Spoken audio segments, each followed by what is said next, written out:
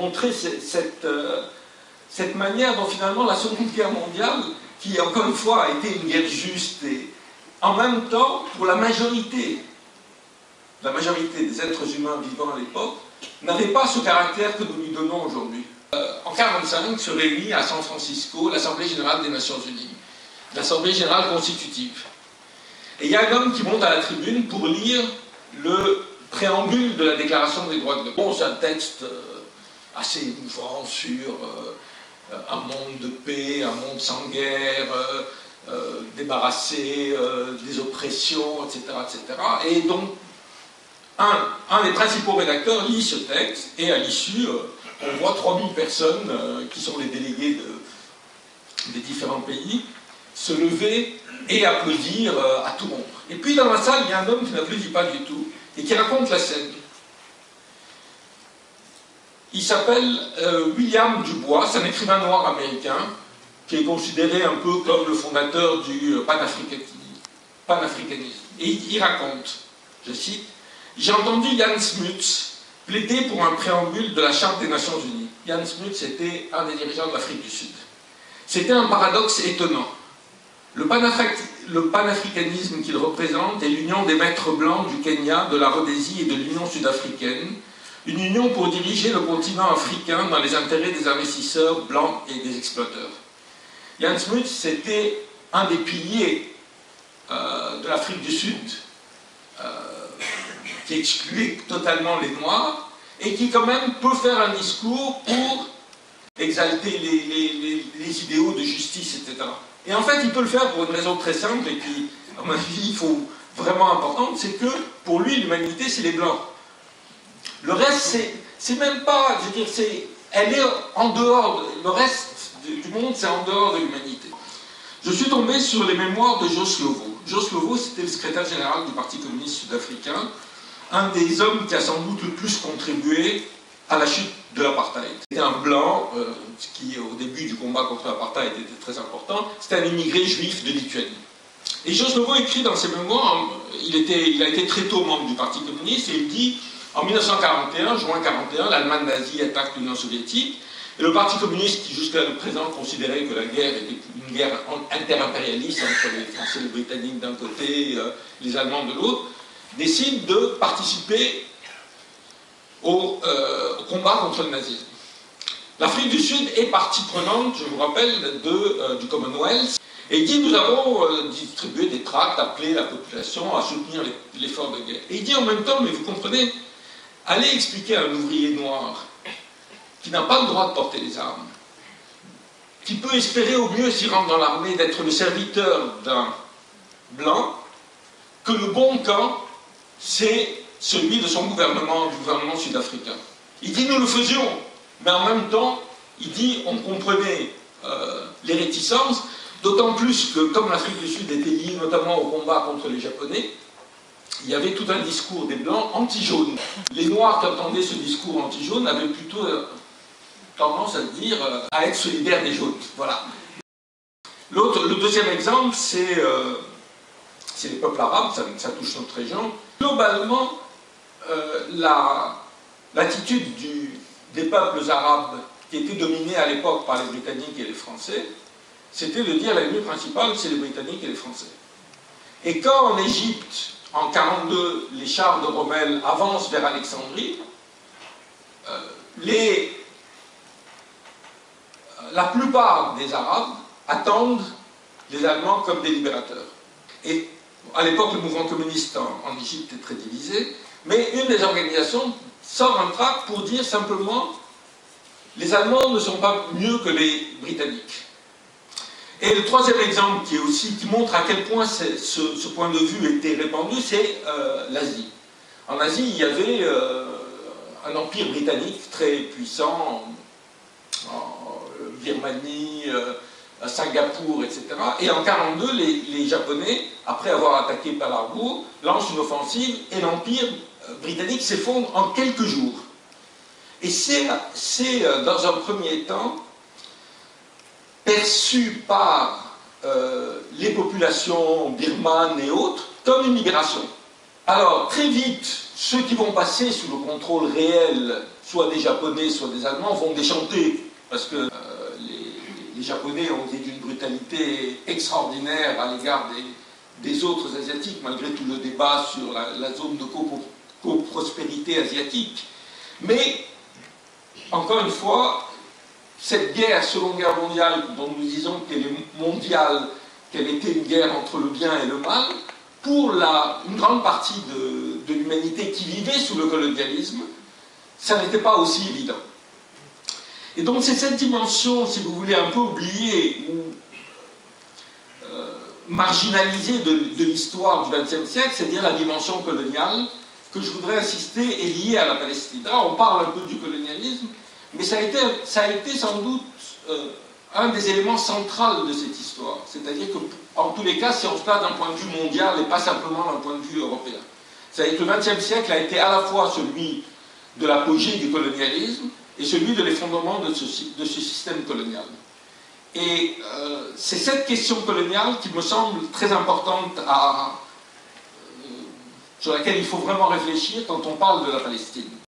C'est le mouvement sioniste, c'est-à-dire le sioniste politique, c'est-à-dire le mouvement d'installation des Juifs, enfin, d'abord de création d'un État juif, après quelques hésitations, puisqu'à un moment on a pensé le faire en Argentine, et puis à un moment en Afrique, finalement en Palestine. Ce mouvement s'inscrit totalement dans une vision coloniale. Et il se réclame ouvertement du colonialisme. À l'époque, il faut, fin du 19e, début du 20e siècle, c'est pas du tout honteux d'être colonial, en tous les cas en Europe. C'est au contraire, nous allons défricher les terres vierges, civiliser les barbares, enfin il y a plein d'éléments. Et je crois que c'est important de comprendre que ça, c'est quelque chose qui va marquer très profondément le mouvement sioniste.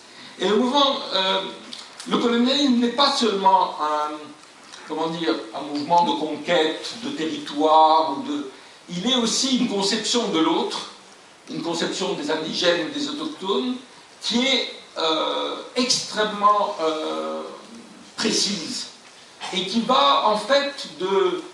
L'idée fondamentale, c'est qu'ils sont inférieurs et avec différentes manières de voir cette infériorité, soit ils sont inférieurs et de toute façon on n'y peut rien et jamais on pourra les civiliser et on peut aller jusqu'à les exterminer, soit dans les versions plus soft si on peut dire, il faut essayer de les civiliser. Avec là aussi, vous avez les gens qui pensent qu'il faut essayer de les civiliser, mais c'est sans espoir.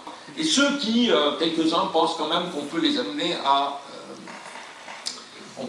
la civilisation. Mais je pense que c'est important de rappeler qu'à l'époque, il y a dans cette vision une vraie tendance exterminatrice. C'est-à-dire, et c'est important à comprendre parce que, paradoxalement, cette tendance raciste et cette vision de l'autre comme fondamentalement différent et qu'on peut éliminer dans la voie du progrès, qui a été utilisée dans la colonisation, va être exactement la même que celle que les nazis utiliseront pour justifier l'extermination des Juifs. Donc ça, c'est vraiment quelque chose de très fort, affirmé comme tel, et des fois pratiqué. C'est-à-dire que ce que vous allez avoir en Australie ou en Nouvelle-Zélande va être de cet ordre-là, c'est-à-dire que les autochtones, on peut les exterminer. Le mouvement sioniste va s'inscrire dans cette vision, pas exterminatrice du tout, hein, c'est pas ce que je veux dire, mais vision de l'autre comme profondément différent, et comme le fait qu'on a le droit de s'installer sur un territoire parce qu'on y apporte la civilisation. Vous savez que dans les années 70-80, le gouvernement israélien et le gouvernement sud-africain ont collaboré de manière très étroite. Et que notamment, c'est Israël qui a permis à l'Afrique du Sud d'avoir la bombe atomique. Alors ce qui est curieux, c'est que 1948, c'est la date de création de l'État d'Israël. En 1948 arrive au pouvoir le Parti national.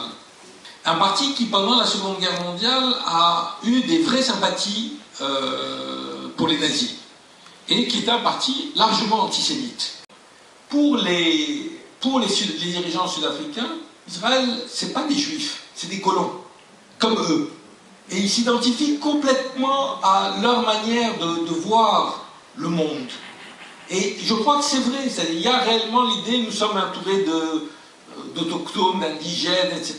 Nous sommes menacés. Plus il y avait quelque chose de commun qui était la Bible, parce que les protestants en Afrique du Sud étaient très puissants, et il y avait un discours biblique très fort, et ils faisaient référence au discours juif sur la Bible, etc. Donc, ce qui est intéressant d'ailleurs, c'est que Theodor Herzl, qui était le fondateur du sionisme politique, a écrit en 1902 ou 1903 un roman qui s'appelle L'Ancien Nouveau Pays, qui est une espèce d'utopie de l'État juif créé. Et ce qui est extraordinaire, c'est que quand vous lisez ce roman, en fait, la description de l'État, il n'a rien de juif. C'est un État européen. Il y a quelques symboles de l'identité juive, mais vraiment, c'est l'idée, nous allons là-bas pour créer un État moderne, face à des gens qui sont des indigènes retardés, disons.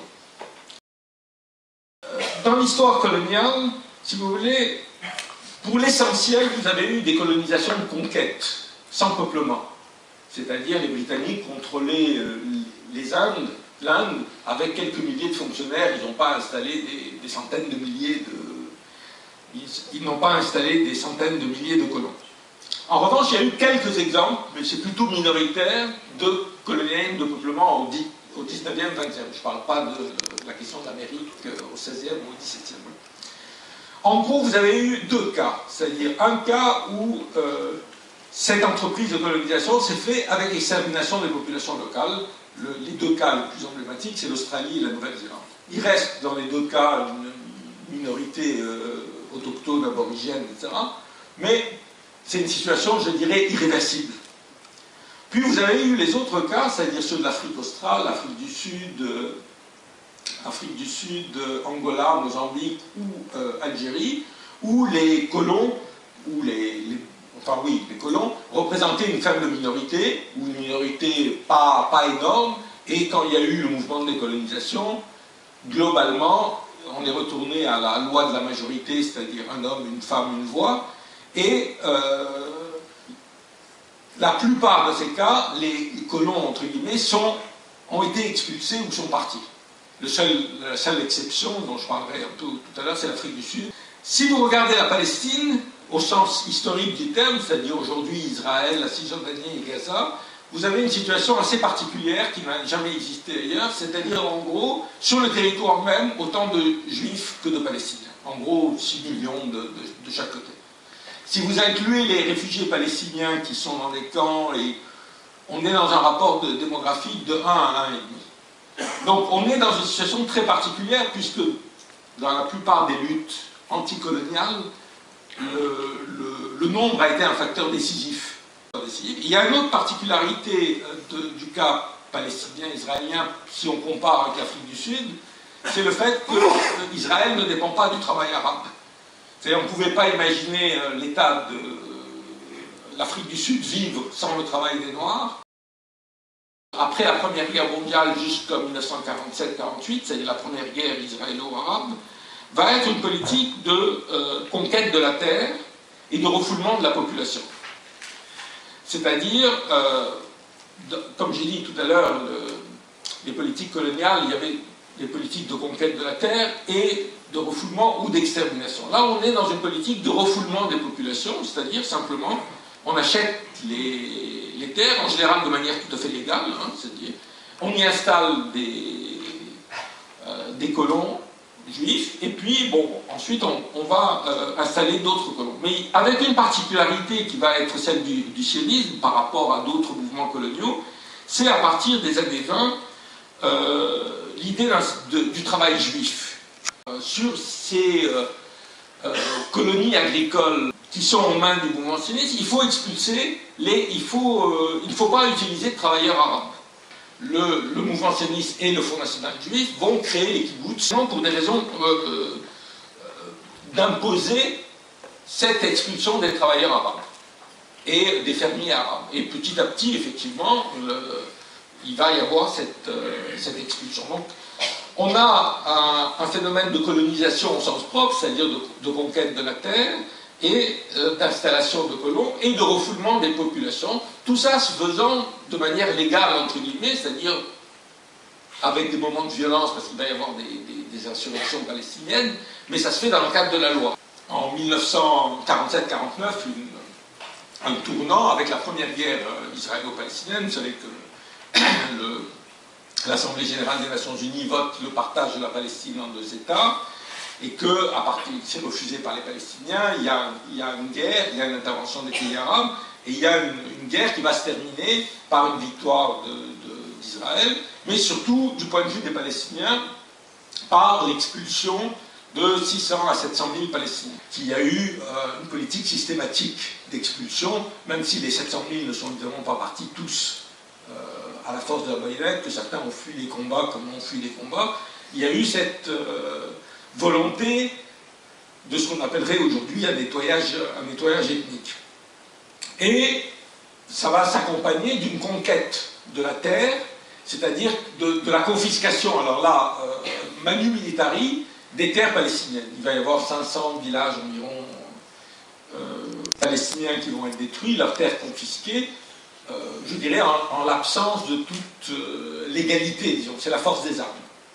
Et puis entre 48, c'est-à-dire le moment où, enfin, 48-49, le moment où la guerre se termine, et 67, c'est-à-dire la nouvelle guerre israélo-arabe, cette politique de colonisation ne va pas s'arrêter, mais elle va viser ce qu'on appelle la minorité arabe en Palestine, en Israël, c'est-à-dire 150 000 personnes, 150 000 Palestiniens qui sont restés sur le territoire d'Israël et qui vivent essentiellement en Galilée et qui vont être victimes de confiscation de terres qui ne vont pas arrêter durant cette période, le gouvernement israélien utilisant selon les cas la loi ottomane, la loi britannique, le principe de, enfin, l'idée de sécurité militaire, etc., etc.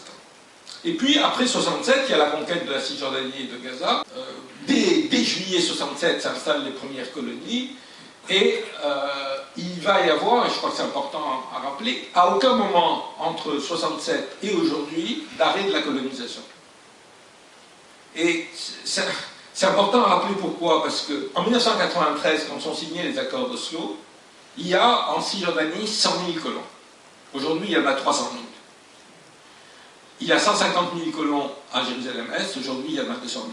C'est-à-dire aucun gouvernement israélien de droite, de gauche, y compris les gouvernements Rabin qui négociaient avec Arafat ou celui de Pérez après, n'a arrêté la colonisation. S'il y a 1 million de juifs soviétiques aujourd'hui, enfin ex-soviétiques en Israël, c'est parce que Israël et les organisations sionistes ont fait pression sur le gouvernement américain pour qu'il les refuse. Mais au départ, où ils avaient le choix d'aller où, ils ont été aux États-Unis. La vision coloniale, c'était fondamentalement de considérer l'autre comme fondamentalement différent. Et si on peut essayer de voir pourquoi le processus de paix a échoué, de celui de Oslo, auquel, bon, un certain nombre de gens ont cru, il y a eu un moment une espèce d'euphorie, etc. Les gouvernements israéliens successifs n'ont jamais considéré que les droits qu'ils revendiquaient pour le peuple israélien étaient aussi des droits auxquels les Palestiniens avaient droit. Que la sécurité d'un Israélien vaut la vie de 10 Palestiniens. Et que c'est cette vision fondamentale qui rend tout accord impossible. Un accord qui n'est pas fondé sur l'égalité n'existera pas. Quelle forme politique cela prendra, je n'en sais rien, et de toute façon, c'est ni vous ni moi qui le déciderons, ce sont les Palestiniens et les Israéliens. Mais ce dont on peut être sûr, c'est que cette question de l'égalité, elle est fondamentale. Et Edward Said, le grand intellectuel américano-palestinien, a fait un livre qui s'appelait « L'égalité ou rien ». À partir du moment où on ne reconnaît pas à une partie de la population les mêmes droits qu'à une autre, on est dans une impasse.